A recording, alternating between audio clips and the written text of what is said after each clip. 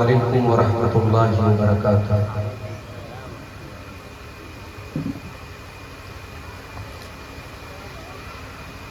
الحمد للہ نحمده ونستعینه ونستغفره ونعوذ باللہ من شرور انفسنا ومن سیئات اعمالنا من يهده الله فلا مضل له ومن يضلل فلا هادي له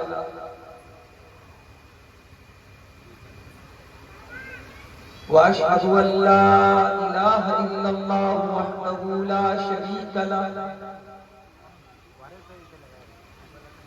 وأشهد أن محمدا عبده ورسوله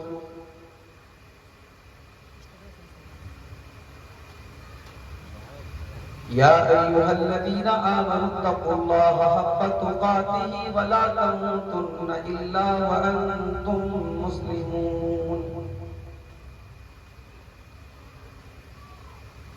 يا أيها الناس اتقوا ربكم الذي خلقكم من نفس واحدة وخلق منها زوجها وبث منهما رجالا كثيرا ونساء واتقوا الله الذي تساءلون به والأرحام إن الله كان عليكم رقيبا يا أيها الذين آمنوا اتقوا الله وقولوا قولا سديدا يصلح لكم أعمالكم ويغفر لكم ذنوبكم ومن يطع الله ورسوله فقد فاز فوزا عظيما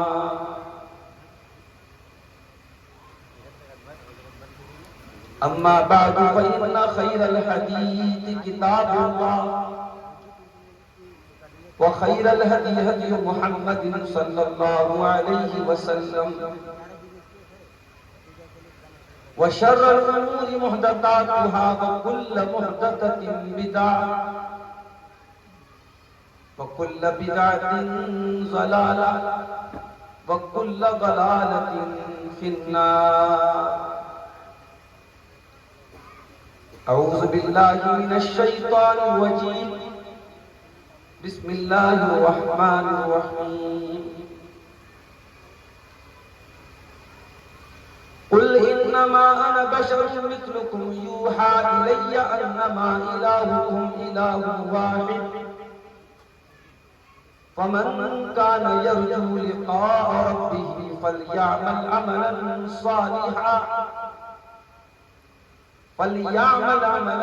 صالحا ولا يشرك بعبادة ربه أحدا۔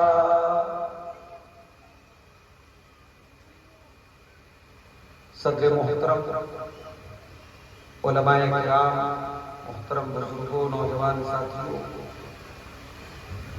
ماں اور بہنوں، پیارے بچوں،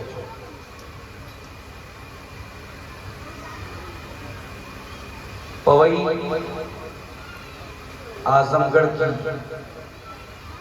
اس بستی میں آج کی یہ خوبصورت مجلس چند بھائیوں کی محنتوں اور کوششوں سے اللہ رب العالمین کے فضل و کرم اور اس کی توفیق سے منعقد ہوئی، اور مغرب کی نماز کے فوراً بعد سے آپ نے علماء کی تقاریر اور بیانات کو سماعت کیا ہے۔ میں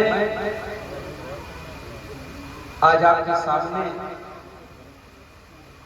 جس موضوع پر بات کرنا چاہتا ہوں، اگر میں یہ کہوں کہ یہ موضوع پورے دین کی بنیاد ہے، اس موضوع کے اندر پورا دین داخل ہے، تو غلط نہیں۔ موضوع کیا ہے؟ موضوع دو سوالوں کا جواب. ایک سوال یہ ہے کہ ہم عبادت کس کی کریں، اور دوسرا سوال ہے کہ ہم عبادت کیسے کریں. یہ دو سوال ہیں، اور ان دونوں سوالوں کے جواب میں پوری شریعت آ جاتی ہے، پورا دین آ جاتا ہے. بھئی ہم جو کلمہ پڑھتے ہیں، کلمہ لا الہ الا اللہ محمد رسول اللہ صلی اللہ علیہ وسلم، اس کلمے کے اندر بھی انہی دونوں سوالوں کا جواب. لا الہ الا اللہ، عبادت کے لائق اللہ کے سوا کوئی نہیں. محمد الرسول اللہ، محمد صلی اللہ علیہ وسلم اللہ کے آخری رسول ہیں، اور جب آپ اللہ کے آخری رسول ہیں تو ہمیں اللہ کی عبادت بھی اسی طریقے پر کرنی ہے جو طریقہ آپ نے بتایا. تو عبادت کس کی کا جواب لا الہ الا اللہ میں، اور عبادت کیسی کا جواب محمد رسول اللہ. اور جو آیت کریمہ میں نے آپ کے سامنے پڑھی ہے خطبہ مسنونہ کی بات، یہ قرآن کی 16ویں پارے کی آیت ہے، سورہ کہف کی آخری آیت. اس آیت کے اندر بھی انہی دونوں سوالوں کا جواب ہے. قل انما انا بشر مثلکم، اے نبی آپ فرما دیجئے میں بھی تمہارے جیسا بشر ہوں، انسان ہوں. یوحا الیہ، ہاں یہ الگ بات ہے کہ میں انسان ہونے کے ساتھ ساتھ اللہ کا آخری نبی بھی ہوں، میں اللہ کا آخری رسول بھی ہوں. یوحا الیہ، میری طرف اللہ تعالیٰ کی وحی آتی ہے، اللہ کا پیغام آتا ہے. انما الہکم الہ واحد، اللہ کی وحی آتی ہے اور مجھ کو یہ پیغام دیا جاتا ہے کہ تمہارا معبود صرف ایک اللہ ہے. فَمَنْ كَانَ يَرْجُو لِقَاءَ رَبِّهِ، تو جو اپنے رب سے ملاقات کرنا چاہتا ہے، جو جنت میں جانا چاہتا ہے، جو کامیاب ہونا چاہتا ہے، وہ دو کام کر لے. کامیابی چاہیے تو یہ دو کام کر لے. فَلْيَعْمَلْ عَمَلًا صَالِحًا، پہلا کام وہ یہ کرے کہ جو بھی عمل کرے نیک عمل کرے، عمل صالح کرے. اللہ نے یہ نہیں کہا زیادہ عمل کرے، ڈھیر سارا عمل کرے. اللہ نے کہا جو بھی عمل کرے صالح کرے، نیک کرے. اللہ کیا کوانٹیٹی نہیں دیکھی جائے گی، اللہ کیا کوالٹی دیکھی. بہت نماز پڑھ کے آئے، بہت روزہ رکھ کے آئے، ہر سال عمرہ کرتے تھے، ہر سال حج کرتے تھے. عبادت تو بہت لے کے آئے، کوانٹیٹی تو بہت ہے. کوالٹی کیا ہے؟ جو عبادت کر کے آئے، جو عمل کر کے آئے، جو نماز پڑھ کے آئے، جو حج کر کے آئے، جو عمرہ کر کے آئے، اس عبادت کے اوپر میرے رسول کی مہر تھی کہ نہیں تھی، میرے نبی کی مہر تھی. تو اللہ کہہ رہا ہے کہ کامیاب ہونا ہے تو نیک عمل کرنا ہے. نیک عمل کون ہے بھائی؟ جو باپ دادا کرتے چلے آئے وہ نیک عمل ہے. جو ہمیں دیکھنے میں اچھا لگتا ہے وہ نیک عمل ہے. ہمارے بزرگوں کو اچھا لگتا ہے وہ نیک عمل ہے. نہیں، نیک عمل وہ ہے جسے اللہ نے نیک عمل کہا ہے. نیک عمل وہ ہے جسے رسول نے نیک عمل کہا. اللہ فرما رہا ہے فَلْيَعْمَلْ عَمَلًا صَالِحًا، اگر تم اللہ سے ملنا چاہتے ہو، تم جنت میں جانا چاہتے ہو، کامیاب ہونا چاہتے ہو، جو بھی عمل کرو نیک عمل کرو، عمل صالح کرو. وَلَا يُشْرِكْ بِعِبَادَةِ رَبِّهِ أَحَدًا، اور دوسری کنڈیشن یہ ہے، دوسری شرط یہ ہے کہ کبھی اللہ کے ساتھ کسی کو شریک نہ کرنا، کبھی تم شرک نہ کرنا، کبھی اللہ کا درجہ کسی اور کو نہ دے دینا، کبھی اپنی پیشانی کو غیر اللہ کے در پہ نہ جھکا لینا. یہ دوسری شرط. عمل کر کے آئے، نماز بھی صحیح طریقے سے پڑھی، روزہ بھی صحیح طریقے سے رکھا، زکوٰۃ برابر نکالی، حج ایک دم پورا صحیح طریقے سے سارے ارکان ادا کیے، نیکی کرتے رہے، مگر توحید گڑبڑ، شرک کرتے رہے، اللہ کے علاوہ دوسروں کے در پہ سر جھکاتے رہے، اللہ کے علاوہ دوسروں کو حاجت روا، مشکل کشا اور مصیبتوں کو دور کرنے والا اور بگڑی بنانے والا مانتے رہے، اسی کا نام شرک ہے میرے پیارے بھائیوں۔ اور یہ اتنا خطرناک عمل ہے یہ شرک کہ اللہ قرآن میں سورۃ الانعام کے اندر 18 نبیوں کا ذکر کرنے کے بعد کہتا ہے، 18 پیغمبروں کا ذکر کرنے کے بعد کہتا ہے وَلَوْ أَشْرَكُوا لَحَبِطَ عَنْهُم مَّا كَانُوا يَعْمَلُونَ۔ ہمارے 18 پیغمبروں نے، ہمارے 18 نبیوں نے بھی اگر شرک کیا ہوتا، ان کی تمام نیکیاں برباد ہو جاتی۔ شرک کرنے والے کی تمام نیکیاں برباد ہو جائیں گی، مشرک کا کوئی عمل اللہ تعالیٰ کا قبول نہیں۔ تو یہ دو کنڈیشن ہیں، اللہ کیا کامیاب ہونے کی دو کنڈیشن ہیں۔ عمل جو بھی کرو عمل صالح کرو اور شرک مت کرو۔ اب غور کیجئے، یہ دو سوالوں کا جواب نہیں تو اور کیا ہے۔ عبادت کس کی کریں؟ عبادت صرف اللہ کی کریں، اور عبادت کیسے کریں؟ عبادت رسول کے جیسے۔ پہلی چیز کا نام توحید ہے اور دوسری چیز کا نام اتباع سنت یا اتباع رسول ہے، اور پورے دین کا خلاصہ انہی دونوں چیزوں کے اندر ہے۔ دین رب کی توحید کا نام ہے اور دین رسول کی سنت پر چلتے ہیں۔ میرے بھائی اللہ نے جتنے نبیوں کی دنیا میں بھیجا، جتنے رسول دنیا میں آئے، ان کی شریعتیں الگ الگ تھیں، ان کی عبادت کے طریقوں میں فرق تھا، ان کی شریعت کے احکام میں فرق تھا، مگر سارے نبیوں کی شریعت میں ایک چیز کامن۔ موسیٰ علیہ السلام کی شریعت میں بھی یہ چیز تھی، عیسیٰ علیہ السلام کی شریعت میں بھی یہ چیز تھی، حضرت داؤد کے یہاں بھی یہ چیز تھی، حضرت سلیمان کے یہاں بھی یہ چیز تھی، ابراہیم علیہ السلام، اسحاق علیہ السلام، یعقوب علیہ السلام، سارے نبیوں کے یہاں یہ چیز کامن۔ کون چیز؟ وَلَقَدْ بَعَثْنَا فِي كُلِّ أُمَّةٍ رَسُولًا أَنِ اعْبُدُوا اللَّهَ وَاجْتَنِبُوا الطَّاغُوتَ۔ ہم نے ہر امت کے اندر ایک رسول بھیجا اور یہ حکم دے کر کے بھیجا کہ صرف اور صرف ایک اللہ کی عبادت کرو اور طاغوت سے بچو، اللہ کے علاوہ کسی اور کی عبادت کرنے سے بچو۔ اللہ کا شرک نہیں چل سکتا، اللہ کا شرک کی معافی نہیں ہے۔ اللہ بہت غفور رحیم ہے، بہت معاف کرنے والا ہے، بہت مہربان ہے، مگر شرک کو معاف نہ کرے۔ ان اللہ لا یغفر ان یشرک بہ ویغفر ما دون ذلک لمن یشاء۔ میرے بندو، ہم شرک سے نیچے کے جو گناہ ہیں ان کو تو معاف کر سکتے ہیں، ان کو تو معاف کر دیں گے، مگر شرک کو ہم معاف نہیں کریں گے۔ شرک کی معافی نہیں اللہ۔ وَمَن يُشْرِكْ بِاللَّهِ فَقَدْ حَرَّمَ اللَّهُ عَلَيْهِ الْجَنَّةَ وَمَأْوَاهُ النَّارُ۔ جو اللہ کے ساتھ شرک کرے گا اس کا ٹھکانہ جہنم ہے، اس کے اوپر جنت کو اللہ نے حرام کر دیا ہے۔ اگر توحید ہے ہمارے پاس تو ہم سے زیادہ کامیاب کوئی نہیں، اور شرک کر کے دنیا سے اگر کوئی گیا ہے اس سے بڑا ناکام۔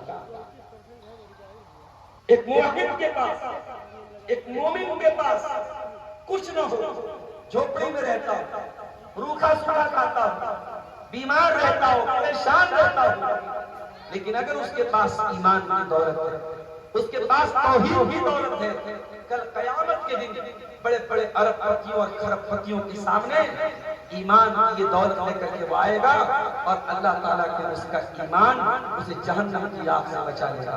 اور جو کروڑ پتی تھا، جو ارب پتی تھا، بہت پیسے والا تھا، اگر اس کے پاس ایمان نہیں تھا، اس کے پاس توحید نہیں تھی، وہ شرک کر کے دنیا سے گیا تھا، اس کی زمین بھر کے سونا بھی اگر لے کے آ جائے، اللہ قرآن میں کہتا ہے إِنَّ الَّذِينَ كَفَرُوا وَمَاتُوا وَهُمْ كُفَّارٌ فَلَن يُقْبَلَ مِنْ أَحَدِهِمْ مِلْءُ الْأَرْضِ ذَهَبًا۔ وہ لوگوں جو توحید کے بغیر دنیا سے چلے گئے، جو کفر کی حالت میں دنیا سے چلے گئے، جو شرک کی حالت میں دنیا سے چلے گئے، کل قیامت کے دن وہ زمین بھر کے سونا بھی لے کے آ جائیں، ان کا سونا اللہ کی بارگاہ میں قبول نہیں کیا جائے گا۔ اتنا خطرناک ہے۔ اور آج کا مسلمان شرک کو ہلکے میں لیتا ہے۔ مسلمان یہ سمجھتا ہے کہ میں نے کلمہ پڑھ لیا، میں شرک پروف ہو گیا، جیسے گھڑی ہے نا، گھڑی یہ واٹر پروف ہے. واٹر پروف مطلب پانی کا اثر نہیں ہوگا اس کو، پانی میں ڈال دو گھڑی خراب نہیں ہوگی، اس کو بولتے ہیں واٹر پروف. تو مسلمان کیا بولتے ہیں؟ انہیں شرک پروف ہو. مولانا الطاف حسین حالی نے بڑا سچا نقشہ کیا ہے. کرے غیر گر بت کی پوجا تو کافر، کواکب میں مانے کرشمہ تو کافر، جھکے آگ پر بہر سجدہ تو کافر، جو ٹھہرا ہے بیٹا خدا کا تو کافر، مگر مومنوں پر کشادہ ہے باہیں، پرستش کریں شوق سے جس کی چاہیں، نبی کو جو چاہیں خدا کر دکھائیں، اماموں کا رتبہ نبی سے بڑھائیں، مزاروں پہ جا جا کے نظریں چڑھائیں، شہیدوں سے جا جا کے مانگیں دعائیں، نہ توحید میں کچھ فرق اس سے آئے، نہ اسلام بگڑے نہ ایمان جائے. آج مسلمان سمجھتا ہے کہ صاحب میں مسلمان میں کیسے شرک کروں؟ ارے تیرے رسول نے کہا، تیرے نبی نے کہا کہ میری امت کے اندر بھی شرک ہوگا. ترمذی کی روایت میں اللہ کے پیارے نبی فرماتے ہیں لا تقوم الساعة، قیامت اس وقت تک نہیں آئے گی حتی تلحق قبائل من امتی بالمشرکین، میری امت کے کچھ لوگ مشرکوں کے ساتھ مل جائیں گے. جب تک میری امت کے اندر کچھ لوگ مشرکوں کے ساتھ نہیں مل جائیں گے تب تک قیامت نہیں آئے گی. وَحَتَّى يَعْبُدُ الْأَوْثَانَ، میری امت کے اندر بھی بتوں کی عبادت ہوگی، بتوں کی پوجا ہوگی، میری امت کے اندر بھی لوگ غیر اللہ کی عبادت کریں گے. ابھی ایک ویڈیو میں نے دیکھا سوشل میڈیا پر، 10 محرم کی تاریخ ابھی گزری، حضرت حسین رضی اللہ تعالیٰ عنہ جس گھوڑے پر بیٹھ کر کے لڑ رہے تھے کربلا میں اور ان کی شہادت ہوئی تھی. اب آج ایک گھوڑے کو، نقلی گھوڑے کو یہ مانا جاتا ہے، یہ عقیدہ رکھا جاتا ہے کہ یہ حضرت حسین کا گھوڑا ہے، اور باقاعدہ اس گھوڑے کے نیچے سے بچوں کو گزارا جاتا ہے یہ عقیدہ رکھ کر کے کہ ہمارا بچہ بیمار ہے، یہ حضرت حسین کا گھوڑا ہے، اس کے نیچے سے گزاریں گے ہمارا بچہ صحیح ہو جائے گا، شفا یاب ہو جائے گا. ٹھیک ٹھیک. یعنی یہ مسلمان قوم اس حد تک گر گئی کہ یہ گھوڑے کی عبادت کر رہی ہے، یہ جانور کی عبادت کر رہی ہے. میرے پیارے ساتھیوں، اللہ ہم پر رحم فرمائے. میں کہتا ہوں یہ کتنا بڑا دھوکہ اور کتنا بڑا فراڈ ہے کہ ہم نماز میں آئے ہیں اور کہتے ہیں ایاک نعبد و ایاک نستعین، پروردگار عبادت صرف تیری کرتا ہوں اور مدد صرف تجھ سے مانگتا ہوں، اور مسجد کے باہر آ کر کے ہماری پریشانی کہیں پر بھی جھک جائے اور ہم کہیں پر بھی سجدہ کرنے لگے اور کسی کو بھی ہم اپنا حاجت روا اور مشکل کشا ماننے لگے. کوئی لال کالے پیلے دھاگوں کو کے اوپر اپنا عقیدہ رکھتا ہے اور یہ عقیدہ رکھتا ہے کہ یہ دھاگا میرے گلے میں یا میرے ہاتھ میں ہے تب تک مجھے کوئی بیماری نہیں چھو سکتی ہے، کوئی شیطان نہیں چھو سکتا ہے. کیوں؟ کیونکہ مسلمان دعاؤں کو سیکھنا نہیں چاہتا ہے. جو رسول نے دعائیں سکھائی ہیں، جو نبی نے دعائیں سکھائی ہیں، وہ دعائیں نہیں سیکھنا چاہتا، وہ دعاؤں کو نہیں پڑھنا چاہتا. اسے شارٹ کٹ سکھایا گیا کہ تو دھاگا پہن لے، تو گنڈا پہن لے، تو تعویذ پہن لے، تو ٹھیک ہو جائے گا. میرے پیارے ساتھیوں، سب سے بڑی دولت ایمان کی دولت ہے، سب سے بڑی دولت توحید کی دولت ہے. اس دولت کو سنبھال کے رکھو، اس دولت کو حفاظت کرو. اس دولت کی اللہ تعالیٰ کے یہاں اس دولت کے بغیر کوئی کامیابی نہیں. آج میرے پیارے ساتھی، آج ہمارے سامنے بہت سارے ایسے لوگ آتے ہیں جو شراب پیتے ہیں، جو زنا کرتے ہیں، جو چوری کرتے ہیں. شرابی کے بارے میں ہم یہ سوچتے ہیں یہ بہت گندا کام کر رہا ہے، شراب پی رہا ہے. زانی کے بارے میں ہم یہ سوچتے ہیں بہت بڑا گنہگار ہے، زنا کر رہا ہے. چوری کرنے والے کے بارے میں سوچتے ہیں چوری کر رہا ہے، حرام طریقے سے پیسہ کما رہا ہے. مگر میرے پیارے بھائیوں، ان تمام گناہوں سے بڑا بھی یہ گناہ ہے جو اللہ کی نظر میں مہاپاپ ہے، سب سے بڑا گناہ ہے۔ اللہ کے پیارے نبی سے پوچھا گیا ایّ الذنب اعظم عند اللہ، اللہ کے نزدیک سب سے بڑا گناہ کیا ہے؟ آپ نے فرمایا ان تجعل للہ ندا وهو خلقک، کہ تم اللہ کے برابر کسی کو ٹھہراؤ۔ تمہیں پیدا کرنے والا اللہ، تمہیں زندگی دینے والا اللہ، تمہیں آکسیجن کے ذریعے تمہاری سانسوں کو چلانے والا اللہ، اور تم اللہ کے برابر کسی کو قرار دے دو، یہ سب سے بڑا گناہ ہے۔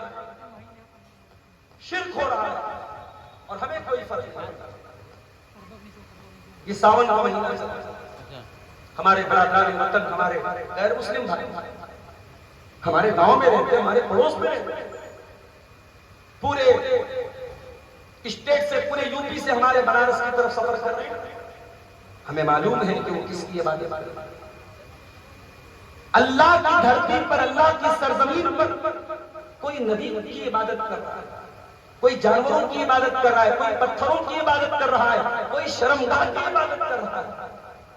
اگر ان گناہوں کو دیکھ کر، شرک کی کہ ان مظاہر کو دیکھ کر، اور اللہ کی شان میں ہونے والی گستاخیوں کو دیکھ کر کے کم سے کم آپ روک نہیں سکتے، منع نہیں کر سکتے، کم سے کم دل میں یہ احساس تو ہو کہ ہاں یہ غلط ہو رہا ہے۔ اگر یہ احساس بھی نہیں ہے اور آپ کا دل مطمئن ہے کہ چلو کوئی پرابلم نہیں، ہم اللہ کی عبادت کر رہے ہیں، وہ اپنے معبود کی عبادت کر رہے ہیں، اگر آپ کا دل اتنا سافٹ ہو گیا ہے شرک کے بارے میں، تو اپنے ایمان کی ہمیں خیر منانی چاہیے۔ دنیا کا سب سے بڑا پاپ شرک ہے، اللہ کو سب سے زیادہ ناراض کرنے والی چیز شرک ہے۔ شرک کرنے والا اللہ کو گالی دیتا ہے، اللہ کی گستاخی کرتا ہے۔ اللہ نے فرمایا سورہ حج کے اندر یا ایھا الناس ضرب مثل فاستمعوا لہ، اے لوگو اللہ تعالیٰ ایک مثال دے رہا ہے، غور سے سنو۔ ان الذین تدعون من دون اللہ لن یخلقوا ذبابا، تم اللہ کو چھوڑ کر کے جن کو پکارتے ہو وہ ایک مکھی کو پیدا کرنے کی طاقت بھی نہیں رکھتے۔ ان الذین تدعون من دون اللہ لن یخلقوا ذبابا ولو اجتمعوا لہ، وہ سب مل کر کے ایک مکھی کو پیدا نہیں کر سکتے۔ تم اللہ کے سوا جن کی بھی عبادت کرتے ہو، جتنے بھی معبودان باطل ہیں، اور اللہ کو چھوڑ کر کے جتنے بھی آستانوں اور دروں کے اوپر سر جھکایا جا رہا ہے، سب کے سب قرآن کی سائنس کے اندر آ گئے۔ تم اللہ کو چھوڑ کر کے جن کو پکارتے ہو وہ ایک مکھی کو پیدا نہیں کر سکتے۔ وَإِن يَسْلُبْهُمُ الذُّبَابُ شَيْئًا، اور اگر مکھی ان کی کوئی چیز لے کر کے چلی جائے، لا يَسْتَنْقِذُوهُ مِنْهُ، تو اس مکھی سے وہ چیز چھین نہیں سکتے۔ ضَعُفَ الطَّالِبُ وَالْمَطْلُوبُ، مانگنے والا بھی کمزور ہے اور جس سے مانگ رہا ہے وہ بھی کمزور ہے، طالب بھی کمزور ہے، مطلوب بھی کمزور ہے، مانگنے والا بھی کمزور ہے اور جس سے مانگ رہا ہے وہ بھی کمزور ہے۔ وَمَا قَدَرُوا اللَّهَ حَقَّ قَدْرِهِ، اور ان شرک کرنے والوں نے اللہ